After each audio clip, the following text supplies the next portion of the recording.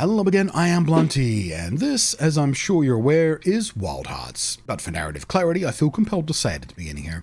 And if you're here on this video, I feel no need to explain the game's concept, because you're here because you've made the decision to get it, probably, right? And you've probably chosen the console version, either for convenience or because your PC is a bit trash or whatever, and you're curious about the difference between the console's performance modes and frame rate modes. Annoyingly, it's become almost ubiquitous on consoles right now that you have to choose between either having the game running at, or at least targeting, 60 FPS, or having the game running in crispy 4K clarity. But you can't have both. It's annoying. But hey, at least the choice is in the hands of the player these days and not in the developer making that choice for every player by default. I suppose that's the kind of progress. Now, while you're watching some simple side-by-side stuff here, which, if you've not noticed the button prompts by now, it's the PS5 version, but I expect the Xbox version, which I currently don't have access to, I just have the PC and PlayStation 5 versions right now, but I do expect the Xbox version to have very similar, if not identical, disparities for the performance and frame rate priorities modes, so this still should be useful for you guys as well. Now, for a little context from my personal perspective here, by the time I'm making this video, I've got about 50 hours of gameplay time between the PC and the PlayStation 5 versions, and I can tell you this. If I wasn't playing on the PC as my main save, and I had to make the choice of 30 FPS with crispy 4K, or 60 FPS with muddier 1080p, I'd choose 60 FPS. And if you're hearing a question in my voice, that's because this is tricky. I don't love how it looks at 1080p, but then again, I've played 1400 hours of Monster Hunter Rise on Switch, where it's both sub 1080p and 30 FPS. The point I'm trying to make is, 30 FPS isn't impossible for me to tolerate in a game like this, or, third-person action RPG games in general, really. I am much more sensitive to it in some other types of games, where 60 FPS or nothing, frankly. But as anyone who has played Rise on Switch, and also on PC, or one of the big boy consoles now, will tell you, the game feels way better at 60 FPS. And that holds true, perhaps even truer, for this game. The combat pace, the speed at which the kimono monsters move, at which you must move and turn your camera to keep up with them. It's simply more pleasant at 60 FPS, no question about it. And I know that's not something that's easy to see, obviously, when you're just watching footage being played back like this, because it is a feel thing more than anything else. The responsiveness, the fluidity, and what I'm trying to say is, even if you're one of those gamers who struggle to see the difference between 30 and 60 FPS just by looking at some gameplay, you will feel the difference in this game between those two things. But then the question becomes, how much different does it feel? Is it still playable at 30 FPS? Is the reduction in fluidity feel a disadvantage in any major way? And is it worth it for just the extra graphic fidelity?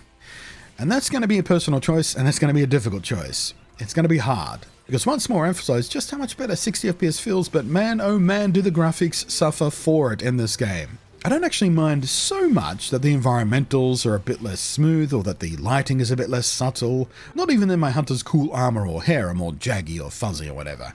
But it's the blurriness and artifacting on the environment stuff that I find hard to deal with in the performance mode. There's a noticeable and often distracting blurring or smearing and pixel crawling on lots of the foliage and other environmental details.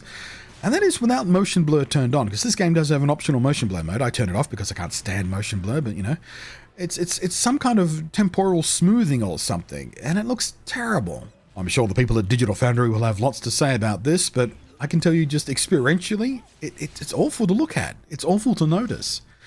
On the other hand, of course, 4K looks crispy and clean. Although not as crispy and clean as the 4K settings I'm using on my PC version, which is weird because on the PC version of this game it has some pretty severe performance issues, meaning even with a 3900X CPU and an RTX 3080 Ti GPU, I'm still not getting a perfect lock on 60 FPS at 4K even if I select medium settings, which, baffling. I can max out Cyberpunk at 4K for Christ's sake. And I'm hoping real hard that there's a day one patch that has a significant effect on the performance on the PC version, because a lot of people are going to have a lot of issues with it, I'm telling you now. The good news is, though, albeit I haven't done the full Digital Foundry FPS frame rate graph processing thing, I can tell you from feel and from checking out my footage and frame by framing it, in frame rate priority mode on console, it's certainly a nice solid and consistent 60 FPS. Now, I couch that with the information that I've only played about 5 hours or so on console versus about 50 on the PC at the time of writing, so there might be some later areas, some maps I haven't got to yet on the console version, that might cause issues in locking to that 60. But at the very least, it is a far more reliable 60 FPS than I've managed on my PC version, regardless of settings or resolution actually. There really is something very wrong with the PC performance, at least in this pre-release version I've been playing. And at 4K, the same can be said actually. It's a very solid 30 FPS lock in exchange for the cleaner graphical presentation. It is a real tough call between the two modes though. Both have noticeable drawbacks. And I've personally flipped back and forth quite a few times as I got annoyed at one artifact or another. But I mostly stick to performance mode. The graphical issues are mostly in the background, and it's certainly much harder to notice them when you're engaged in the actual fight, the actual hunt itself, rather than just traversing. And while they can be visually distracting, there's also no doubt in my mind that the gameplay itself is served better when it's smoother. It's easier to track what's going on, to read the monster's animations and telegraphs while the camera is moving, and it feels more responsive when it comes to positioning and dodging and what, which is very, very important in this game, let me tell you. I've no doubt that I could adapt to either mode, just like I got used to 30 FPS in Monster Hunter Rise on Switch, and in fact barely notice it after a while of playing on Switch, but switching from Rise on PC at 60 FPS to Rise on Switch at 30 FPS in the same gameplay session, when for example I'm doing the weekly event things on both my save files, I really got to use the Switch first and then the PC version, because if I go the other way, going back to the Switch feels extremely jarring to the point of it feeling almost unplayable. But if you really can't deal with the visual artifacts and blurring and smearing and jagginess of the performance mode, I can't tell you that resolution mode is unplayable even when you switch from one to the other. Switching from 60 to 30 FPS is not as jarring as it feels in Rise, is what I'm saying. But no other game I've done this kind of side-by-side comparison on has made it this hard to recommend a solid choice for everyone though. There's more compromises on both sides than there usually are. In Spider-Man on PlayStation, for example, it was crazy easy to choose. I'd sacrifice resolution for that game running at 60 FPS any day, every day. It was just awful at 30 FPS. But man, you people are gonna have to come back to this video here and tell me which mode you found more playable and why, because this will split people, I'm sure. And once more, when you're actually playing yourself, the differences will be far more apparent than what this video might seem to show you. YouTube compression and a passive viewing experience compared to first-hand images and you in control and all. But in any case, I hope this was at least a little bit useful for you, or interesting, or whatever. But for me, well, I'm going to go back to the PC version now and hope real hard that the day one patch, maybe even a game-specific driver update from Nvidia, will help smooth out the performance issues I've been facing there.